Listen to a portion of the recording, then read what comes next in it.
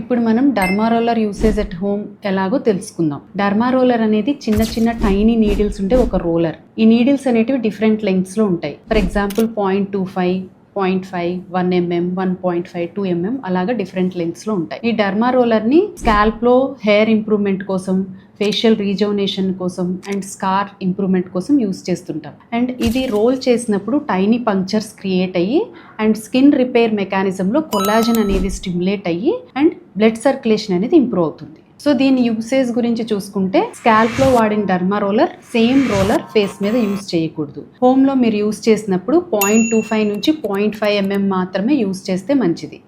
Too much pressure use చేయకూడదు. And 5 to 6 times use చేసిన తర్వాత దాన్ని డిస్పోజ్ చేసి న్యూ రోలర్ అనేది యూస్ చేస్తే మంచిది. అండ్ డర్మా రోలర్స్ అనేటివి షేర్ చేసుకోకూడదు. ఈ రోలర్స్ యూస్ చేసే ముందు లేదా చేసిన తర్వాత ప్రాపర్ స్టెరిలైజేషన్ అనేది చాలా ఇంపార్టెంట్.